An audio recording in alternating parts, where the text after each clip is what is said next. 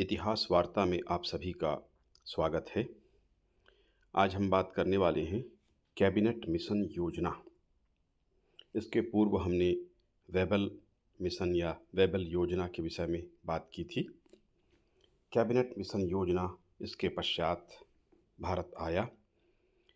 हम ये चर्चा कर चुके थे कि किस प्रकार से ब्रिटेन की राजनीतिक परिस्थितियाँ परिवर्तित हो रही थीं। वहाँ पर लेबर सरकार, मजदूर दल की सरकार, क्लीमेंट एटली प्रधानमंत्री बन चुके थे और पहले ही उन्होंने घोषणा की हुई थी कि भारतीयों को अधिकार उनके द्वारा दिया जाएगा यदि वे सत्ता में आते हैं, और संयोग हुआ कि वह सत्ता में आए। इस समय तक भारत में शिमला सम्मेलन जो आयोजित हुआ था वेबल मिशन के द्वारा, वह असफल रहा था, किंतु पुनः उम्मीद की किरण भारतीयों के मन में आ गई क्योंकि मजदूर दल का शासन आया। लॉर्ड पैथिक लॉरेंस भारत मंत्री बनाए गए। इस सरकार का दृष्टिकोण भारत के प्रति सहानुभूतिपूर्ण था। इस कारण भारतीय पुनः आशावादी हो गए। अंतर्राष्ट्रीय परिस्थितियां जटिल होती जा रही थीं। भारत में भी आज़ाद हिंद फौज के सेनानियों पर मुकदमे चल रहे थे और कांग्रेस उनके लिए मुकदमे लड़ रही थी। 3 अधिकारियों की रक्षा के लिए कांग्रेस मुकदमा लड़ रही थी। इस तरह भारत का वातावरण उत्तेजनापूर्ण था, अंग्रेजों के विरोध में चल रहा था। 1946 में मुंबई में नाविक विद्रोह प्रारंभ हुआ था, जिसका व्यापक प्रभाव पड़ा था और अंग्रेजों को यह स्पष्ट हो गया था कि अब भारत में उनके दिन लग चुके हैं, सेना पर भी वह विश्वास नहीं कर सकते। 1857 के बाद सेना का यह गंभीर विद्रोह था। अब तक जो इनको भरोसा था कि सेना और पुलिस कम से कम उनके साथ थी, किंतु अब उसमें भी इनका विश्वास उठ गया था। पंडित जवाहरलाल नेहरू ने कहा था, भारतीय सैनिकों तथा भारतीय जनता के मध्य अंग्रेजों ने जो लोहे की दीवार खड़ी कर रखी थी, वह अब टूट चुकी थी। प्रधानमंत्री लॉर्ड एटली ने इसी समय घोषणा की 15 मार्च 1946 को कि सम्राट की सरकार ने निर्णय किया है कि भारत को स्वतंत्रता दे दी जाए। भारत को यह निर्णय करने का भी अधिकार होगा कि वह राष्ट्रमंडल से पृथक होना चाहता है, अथवा उन्होंने यह भी कहा कि वह भारत यदि शामिल होना चाहे तो शामिल हो, अन्यथा शामिल न हो। अल्पसंख्यकों के हितों की रक्षा की बात भी उनके द्वारा की गई तथा बहुसंख्यकों के खिलाफ वे किसी निषेधाधिकार का प्रयोग अल्पसंख्यक नहीं कर सकेंगे। ऐसा करने से उन्हें रोका जाएगा। समस्या के हल के लिए कैबिनेट मिशन भेजने की घोषणा हुई। 24 मार्च 1946 को कैबिनेट मिशन के सदस्यों का प्रतिनिधिमंडल भारत पहुंचा। इनमें Lord Pethick Lawrence, sir Stafford Cripps और A.C. अलेक्जेंडर, ये 3 थे।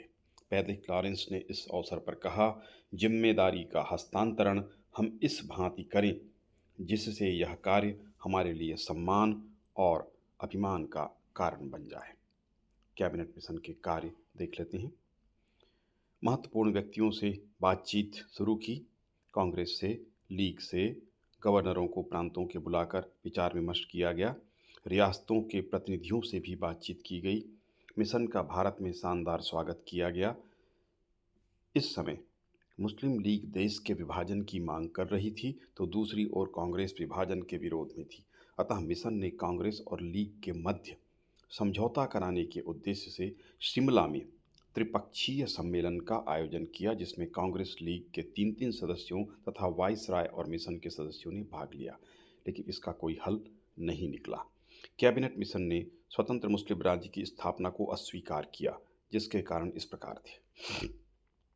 पाकिस्तान बनाने में बड़ी संख्या में अल्पसंख्यक, जो उस देश के हिसाब से अल्पसंख्यक होंगे, वो रह जाएंगे या हिंदू रह जाएंगे। पश्चिम पाकिस्तान में उनकी संख्या 37.93, पूर्वी पाकिस्तान में 48.3% होगी। असम हिंदू बहुल राज्य पाकिस्तान को नहीं दिया जा सकता था। बंगाल और पंजाब में हिंदू क्षेत्र को निकाल देने से पाकिस्तान छोटा सा राज्य या देश रह जाएगा। पाकिस्तान मुस्लिम समस्या का कोई हल नहीं था, क्योंकि बड़ी संख्या में मुसलमान भारत में रह जाएंगे। जो भारत का क्षेत्र होगा वहाँ भी बड़ी संख्या में मुसलमान रह जाएंगे। सेना को बांटने से देश को क्षति होगी। डाक, रेल, संचार साधनों का विभाजन, इससे कोई लाभ नहीं होगा। रियासतों का इनमें सम्मिलित होना कठिन हो जाएगा। पाकिस्तान के दोनों हिस्से, पूर्वी और पश्चिम पाकिस्तान, 700 मील एक दूसरे से दूर रहेंगे। तो ये देश कैसे चल सकेगा? और वास्तव में आगे चल के हुआ, बांग्लादेश अलग हुआ। अंततः मंत्रिमंडल ने ही भारत के भावी स्वरूप को निश्चित करने वाली एक योजना 16 मई 1946 को प्रस्तुत की। कैबिनेट मिशन योजना के प्रस्ताव, ये प्रस्ताव इस प्रकार थे। एक संघ का निर्माण होगा। ब्रिटिश भारत तथा रियासतों को मिलाकर एक संघ बनाया जाए जो विदेशी मामले, रक्षा, यातायात की देखभाल करे। शेष अधिकार प्रांतों के पास सुरक्षित रहेंगे। उसके लिए राजस्व प्राप्त करने का अधिकार भी संघ सरकार को या संघ को होगा। तो एक संघ की परिकल्पना की गई। संघ की एक कार्यपालिका और एक विधायिका होगी। संघ की कार्यकारिणी तथा विधान परिषद होगी, जिसमें ब्रिटिश भारत तथा रियासतों के प्रतिनिधि होंगे। किसी सांप्रदायिक प्रश्न के हल के लिए दोनों बड़े दलों का पृथक पृथक बहुमत आवश्यक होगा। प्रांतों को स्वायत्तता दी गई। प्रांतों को संघीय विषयों को छोड़कर बाकी सभी मामलों में पूर्ण स्वायत्तता होगी। तो प्रांतों को अधिक अधिकार दिए गए। प्रांतों को समूह बनाने का भी अधिकार दिया गया। क्योंकि पाकिस्तान की अलग से मांग की जा रही थी, तो ये अधिकार दिया गया कि प्रांत चाहें तो अलग अलग ग्रुप बना सकते हैं, अलग अलग समूह बना सकते हैं। प्रत्येक समूह की अलग अलग कार्यपालिका तथा विधान मंडल होंगे। मिशन ने 3 समूह प्रस्तावित किए। अ समूह, जिसमें मद्रास, मुंबई, यूपी, बिहार, मध्य प्रांत और उड़ीसा थे। ब समूह, जिसमें पंजाब, सीमा प्रांत और सिंध थे। स समूह, जिसमें बंगाल और असम थे। इस तरह से मिशन के द्वारा ही 3 समूहों की बात या प्रस्ताव उनका रखा गया। प्रांतों को संविधान पर पुनर्विचार का अधिकार, जैसा कि हम कह रहे हैं, प्रांतों को अधिक अधिकार दिए गए। संघ तथा इन समूहों के संविधान में एक धारा ऐसी होगी जिनके अनुसार किसी भी प्रांत को संविधान की धाराओं पर पुनर्विचार करने का अधिकार होगा। यह अधिकार पहले 10 वर्ष बाद और उसके फिर प्रत्येक 10 वर्ष के बाद वह इस तरह का पुनर्विचार कर सकेगा। रियासतों को विशेष अधिकार दिए गए। जो देशी राज्य थे, देशी रियासतें थीं, जिन विषयों को वो चाहें उन विषयों को संघ को दें, जिनको वह न चाहें अपने पास रखें। ज्यों ही संविधान अस्तित्व में आएगा, ब्रिटिश सर्वोच्चता समाप्त हो जाएगी और रियासत स्वतंत्र हो जाएंगे। सांप्रदायिक प्रश्न का हल। किसी भी बड़े सांप्रदायिक प्रश्न के हल के लिए विधानसभा में 2 बड़े दल के अलग अलग 2/3 प्रतिनिधियों का बहुमत पहले होना चाहिए। साथ ही सदन के सारे सदस्यों का भी बहुमत आवश्यक होगा। तो बड़े सांप्रदायिक जो प्रश्न थे, जो यहाँ पर था, उसके हल के लिए रास्ता सुझा दिया गया। अवशिष्ट एवं शेष विषयों की स्थिति। अब स्थिति क्या होगी? अवशिष्ट जो बचे हुए, शेष विषय जो बचेंगे, केंद्र को प्रदान नहीं किए गए हैं, ऐसे वह सभी अधिकार प्रांतों के पास रहेंगे। इस तरह से प्रांतों को शक्तिशाली बनाया गया। पृथक समूहों द्वारा पृथक संविधान का निर्माण। तीनों समूहों के प्रतिनिधि अपने अपने समूह तथा अपने प्रांत के लिए संविधान बनाएंगे। यदि कोई एक प्रांत एक समूह से निकलकर दूसरे समूह में जाना चाहे, तो नए संविधान के अंतर्गत हुए निर्वाचनों के पश्चात ऐसा कर सकेगा। 10 वर्ष पश्चात संविधान को पुनः संशोधित करने का अवसर होगा। तो आपको स्पष्ट हो गया होगा कि 3 संविधान बनते। एक, राज्य का संविधान। दूसरा, राज्य से मतलब प्रांत का संविधान। प्रांत या राज्य के बाद समूह का संविधान, आवास समूह जो बनाए गए थे उसका संविधान होगा। उसके बाद फिर पूरे भारत संघ का एक संविधान होगा। तो 3 संविधान बनेंगे अलग अलग, एक प्रांत का, एक समूह का और एक पूरे देश के लिए। संविधान निर्माण से संबंधित प्रस्ताव। पहला, संविधान सभा का गठन। इस योजना में कहा गया कि भारतीय संविधान के निर्माण हेतु अप्रत्यक्ष निर्वाचन के माध्यम से संविधान सभा गठित की जाएगी जिसके सदस्यों की कुल संख्या 389 होगी। संविधान सभा, पूरे संविधान सभा की संख्या 389 सदस्य होंगे। इसमें 292 सदस्य ब्रिटिश भारतीय प्रांतों के, 4 सदस्य चीफ कमिश्नर प्रांतों के तथा 93 सदस्य देसी रियासतों के होंगे। इन सबको मिलाकर 389 सदस्य होते हैं जो संविधान का निर्माण करेंगे। प्रांतों के लिए सीट का विभाजन, प्रांतों के लिए निर्धारित स्थान जनसंख्या के आधार पर विभिन्न संप्रदायों में विभाजित किए जाएंगे। मतदाताओं का वर्गों में विभाजन, मतदाताओं को 3 वर्गों में बांटा गया। पहला सामान्य, दूसरा मुसलमान और तीसरा सिख। सामान्य वर्ग में हिंदू, भारतीय ईसाई, पारसी, आंग्ल भारतीय आदि वर्ग सम्मिलित थे। सिख और मुसलमान तो बिल्कुल स्पष्ट थे, एक ही वर्ग था, इसमें एक ही धर्म को मानने वाले लोग थे। प्रांतीय संविधान का निर्माण, 3 समूहों को पृथक पृथक बैठकर यह तय करना था कि प्रांत का संविधान कैसा हो, कौन से विषय समूह के पास रहें और कौन से विषय प्रांतीय विधानमंडल के पास रहें। ब्रिटिश भारतीय प्रांतों के संविधान सभा के प्रतिनिधि किस प्रकार चुने जाएंगे? अलग अलग समूह के लिए अ समूह, समूह के अंतर्गत 167 सामान्य सदस्य, 20 मुस्लिम सदस्य, सिखों की संख्या निरंक, कुल 187 सदस्य होने थे। ब 9 सामान्य सदस्य, 22 मुस्लिम सदस्य, 4 सिख सदस्य, कुल 35 सदस्य होने थे। स समूह में 34 सामान्य सदस्य, 36 मुस्लिम सदस्य, कुल मिलाकर 70 सदस्य होने थे। सिख सदस्यों की संख्या निरंक होनी थी। सिख केवल पंजाब वाले क्षेत्र में ग्रुप में रहेंगे, 4 सिख ब समूह में। कुल सदस्य संख्या 210 सामान्य सदस्य, 78 मुस्लिम सदस्य, 4 सिख सदस्य, कुल मिलाकर 292 सदस्य होने थे। ब्रिटेन और भारत के मध्य संधि, शासन सत्ता के हस्तांतरण के परिणाम स्वरूप उत्पन्न होने वाली समस्याओं को सुलझाने के लिए ब्रिटेन और भारत के मध्य संधि होगी। भारत ब्रिटिश राष्ट्रमंडल का सदस्य बना रहेगा और यदि उसका त्याग करना चाहे तो ऐसा करने की उसे आज़ादी होगी।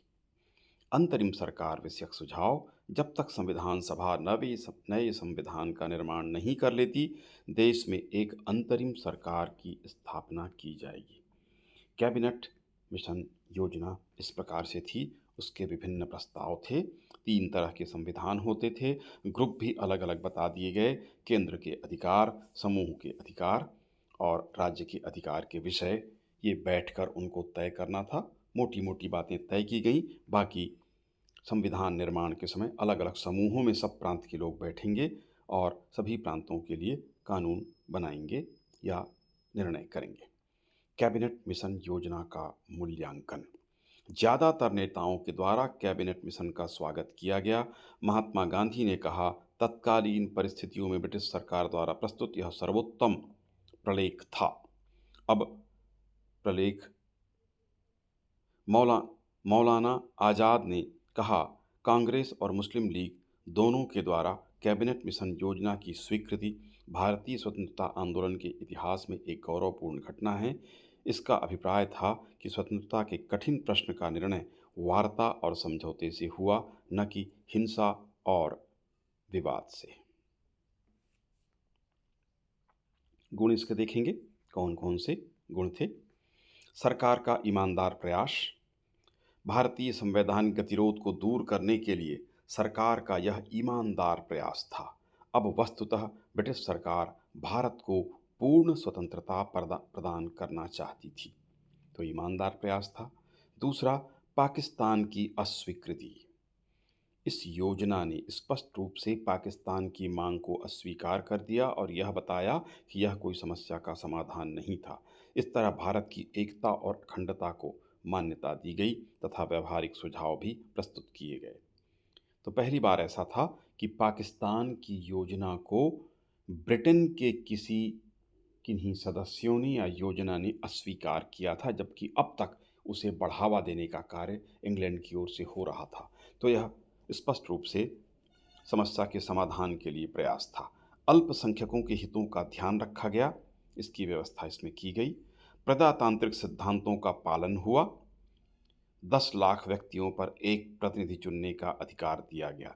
इस तरह जनसंख्या के अनुपात में प्रतिनिधित्व दिया गया। देशी राज्यों अथवा अल्पसंख्यकों को अपनी जनसंख्या के अनुपात से अधिक स्थान नहीं दिए गए। अनुपातिक रहा, अनुपात में ही दिया गया। किसी वर्ग विशेष को अलग से अधिकार नहीं दिया गया तथा अधिक यानी कम वोटर हों और प्रतिनिधि अधिक हों, इस तरह का अधिकार नहीं दिया गया। देशी राज्यों के प्रतिनिधियों के लिए नामजदगी भी और निर्वाचन दोनों प्रथाओं का प्रयोग रखा गया था। संविधान सभा में सभी भारतीय सदस्य ही रहेंगे तय किया गया। देशी रियासतों की जनता को अधिकार, देशी रियासतों की जनता को भी अपने राजनीतिक भाग्य के निर्णय का अधिकार दिया गया था। अंतरिम राष्ट्रीय सरकार की स्थापना, इस योजना में अंतरिम राष्ट्रीय सरकार की स्थापना का भी प्रावधान किया गया था। प्रभुसत्ता संपन्न संविधान सभा, इस योजना के अंतर्गत जो संविधान सभा का निर्माण किया गया था वह प्रभुसत्ताधारी था। राष्ट्रमंडल की सदस्यता ऐच्छिक रखी गई थी, चाहे तो भारत इसमें सम्मिलित हो अथवा न हो। सांप्रदायिक प्रश्नों के हल का प्रावधान भी किया गया था। स्पष्ट निर्णय उसके लिए क्या प्रावधान होगा, किस तरह से करना होगा, कितने सदस्य के वोटों की आवश्यकता होगी, स्पष्ट किया गया। संविधान सभा में किसी यूरोपियन को स्थान नहीं दिया गया था, स्पष्ट कर दिया गया था इसको, कोई यूरोपियन इसमें नहीं रहेगा। संघीय ढांचे का निर्माण किया गया, एक संघ बनाया गया, अलग अलग समूह, 3 समूह और उसके राज्य होंगे, सब मिलकर के एक संघ का निर्माण करेंगे। कांग्रेस और लीग की मांगों को दोनों दल जो प्रमुख थे जिनके बीच विवाद था, इसीलिए दोनों दल जल्दी सहमत हुए कि उनकी प्रमुख मांगों को स्थान दे दिया गया। इस तरह से ये इसके गुण थे, कैबिनेट मिशन के गुण कहे जा सकते हैं। इसके बाद इसमें कुछ कमजोरियां थी, दोष थे। जैसे केंद्र को कमजोर रखा गया था। हम चर्चा करते हुए पहले भी ये बता रहे थे कि केंद्र के अधिकार को, संघ के अधिकार को कम किया गया था, राज्यों के पास अधिक अधिकार थे। राज्य, राज्य के ऊपर समूह और समूह के ऊपर फिर जाकर संघ था। ये स्पष्ट रूप से पाकिस्तान की मांग के कारण कि अलग अलग स्वायत्तता उनको मिले ताकि वे संतुष्ट हों और एक संघ बन सके और पृथक पाकिस्तान या अलग देश उससे न हो। तो कमजोर केंद्र, प्रांतों को अधिक अधिकार दिए गए थे। सांप्रदायिक आधार पर समूह निर्मित किए गए थे। आबासा जो समूह थे, इसमें हम देखते हैं कि पूर्वी क्षेत्र में मुस्लिमों को ध्यान में रखकर ग्रुप बना दिया गया। उसी प्रकार से उत्तर पश्चिम सीमा पर भी जो ग्रुप बनाया गया था, उसमें भी मुसलमानों के आधिक्य को देखते हुए तो सांप्रदायिक आधार पर ये समूह बनाए गए थे जो उचित नहीं थे। देशी रियासतों को संविधान की अस्वीकृति का अधिकार दिया गया था, यह उचित नहीं था। मानने या न मानने के लिए वहाँ के देशी नरेश सक्षम थे, यह त्रुटिपूर्ण था। अंतरिम सरकार हेतु उपबंध त्रुटिपूर्ण था। अंतःकालीन सरकार के प्रस्तावित गठन के विषय में जो उपबंध बनाए गए थे वह उचित नहीं थे बल्कि त्रुटिपूर्ण थे। पूर्ण स्वीकृति या पूर्ण अस्वीकृति का दोष था। कोई भी इस पूरी व्यवस्था को, पूरी योजना को या तो पूरी तरह से स्वीकार कर सकता था या पूरी तरह से उसे अस्वीकार किया जा सकता था। बीच की स्थिति इसमें नहीं आ सकती थी, ये इसका दोष था। अंतरिम सरकार तथा सत्ता हस्तांतरण की तिथि तय नहीं। अंतरिम सरकार कब तक काम करेगी तय नहीं था। सत्ता हस्तांतरित कब की जाएगी, कब सौंपी जाएगी, स्पष्ट घोषणा नहीं हुई थी। कब होगी कोई तिथि निश्चित नहीं की गई थी। प्रभावी घोषणा किंतु कार्यान्वयन निराशाजनक। कैबिनेट मिशन की जो घोषणा की गई थी वह बड़ी ही चित्ताकर्षक थी, परंतु जब व्याख्या और स्पष्टीकरण दिए गए तो निराशा उत्पन्न हुई। पट्टाभी सीतारमैया लिखते हैं कि इस योजना में उसे जीवनदायिनी शक्ति और लचीलेपन का अभाव मिला था।